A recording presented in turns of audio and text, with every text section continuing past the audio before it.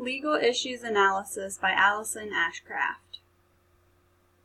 For my assignment, I chose minors on college campuses. So who exactly is considered a minor? A minor is defined by Merriam-Webster as a person who is not yet old enough to have the rights of an adult. There are many reasons a minor may be on campus. Many universities and colleges offer programs outside of normal school curriculum for minors to participate in. Some of these programs include sports camps, music lessons, dual-enrolled students, and sports teams recruits, as well as siblings of currently enrolled students. Should these students be treated any differently? Let's take a closer look. There are many risks and benefits to having minors on college campuses. Some of the risks are that it can be dangerous for minors to be on campus because students may engage in alcohol and drug use.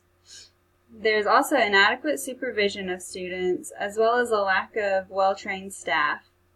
A student may have a pre-existing health or medical issue that a program may not be prepared for, and even internet exposure.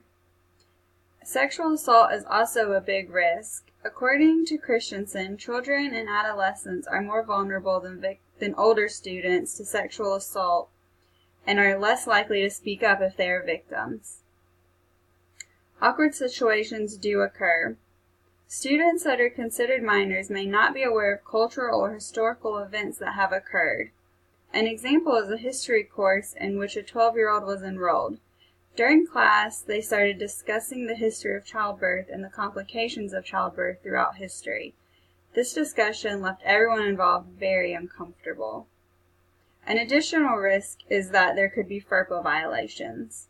Some parents want to be overly involved in their child's life. This can lead to many issues which can cause violations to the Family Educational Rights and Privacy Act, also known as FERPA. This act gives parents access to their students' educational records.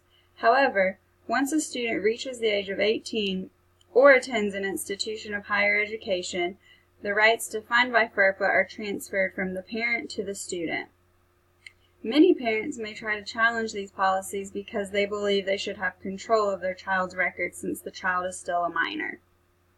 Some of the benefits to having minors on campus are that it helps high school students earn college credit.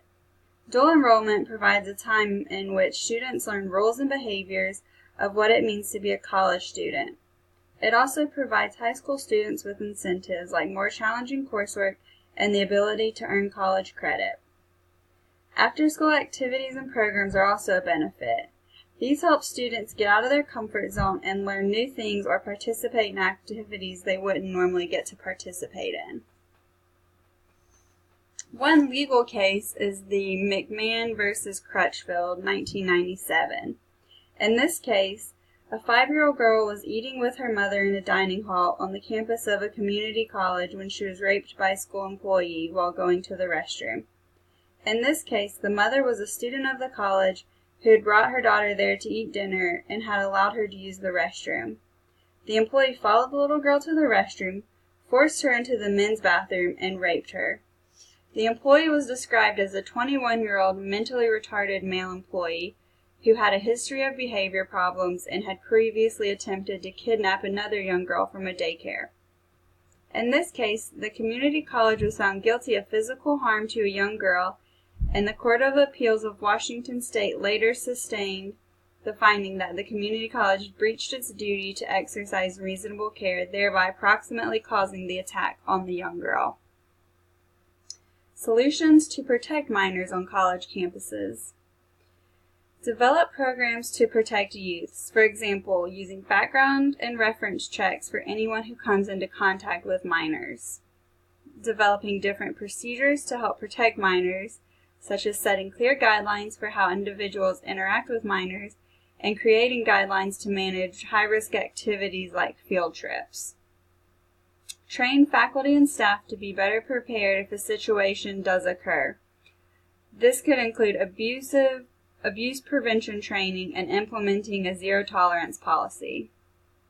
These policies should be put in place to protect everyone on a college or university campus, especially if the person in question is a minor. These policies can also be altered based on the incident in question in order to determine the actions that need to be taken to protect those that are involved. So should minors be treated differently than other students? Yes. These kids are still learning and developing. Many of these students are not there to learn. Instead, they're there to enroll in summer camp or they're visiting a family member. These young children should have different rights when compared to traditional students on a college campus. And while I believe minors should be treated differently than other students, it is still the responsibility of all students to take responsibility of their own actions. These are my resources. Thank you.